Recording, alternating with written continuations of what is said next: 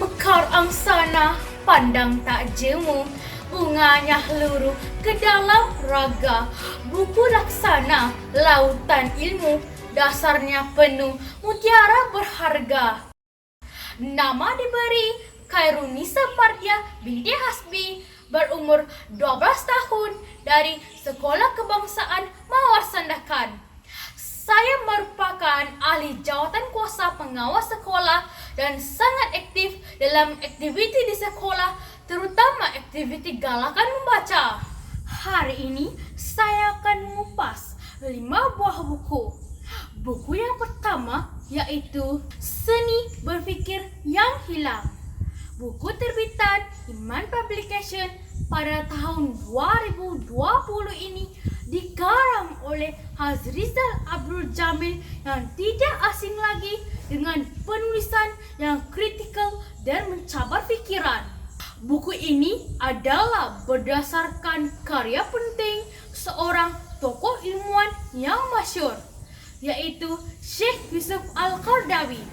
Karya asal tersebut ialah Kitab Thaqafah Al-Da'iyah yang telah dibentangkan oleh Syekh sendiri di sebuah persidangan antarabangsa Madinah pada tahun 1976. Buku ini mengupas tentang kepentingan 6 cabang ilmu yang kini telah dipisah-pisahkan dan dibahagikan kepada setiap individu. Seharusnya setiap antara kita perlu menguasai ke-6 bidang ilmu yang menyatakan tanpa perlu dijuzukkan. 6 bidang ilmu ini adalah: pertama, ilmu agama; kedua, ilmu sejarah; ketiga, ilmu sastra dan bahasa; keempat, ilmu kemanusiaan; kelima, ilmu sains; dan keenam, ilmu hal ehwal semasa. Pemisahan dan pembahagian cabang-cabang ilmu ini dilihat telah mengurangkan potensi seni tentang cara kita berfikir, mendepani isu-isu serta menyehatkan manusia dalam memberi respon tentang hal-hal berkaitan kehidupan. Secara keseluruhan, penulis menghasilkan penulisan yang sederhana, santai, tetapi padat dengan nasihat dan saranan yang mampu merangsang minda pembaca tentang keperluan menguasai asas-asas yang perlu dimiliki oleh seseorang bagi membantunya berfikir dengan matang dan wajar. Namun demikian, segelintir bakal pembaca mungkin mengandaikan buku ini ada mengajarkan teknik dan cara berfikir, menjadikan judul buku ini sedikit mengelirukan. Antara pengajaran yang terkandung dalam buku ini ialah kita tidak boleh memisahkan hukum agama yaitu syariatullah dengan hukum alam yaitu sunnatullah bagi mendapatkan hasil yang memuaskan.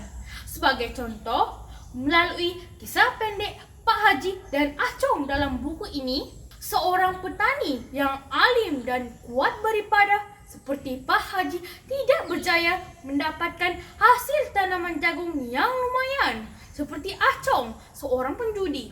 Pak Haji hanya mampu mendapatkan hasil yang banyak apabila dia mengikut peraturan, tata cara, dan teknik yang betul dalam ilmu pertanian.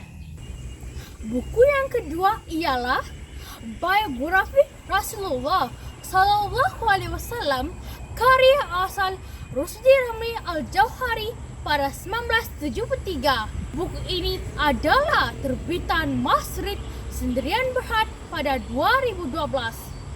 Buku yang syarat dengan kisah perjalanan hidup Rasulullah Sallallahu Alaihi Wasallam dari kecil hingga dewasa.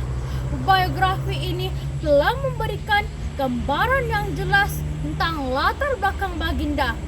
Justeru, buku ini perlu dimiliki dan dihayati oleh mereka yang mencintai dan mengharapkan syafaat Nabi di akhirat nanti.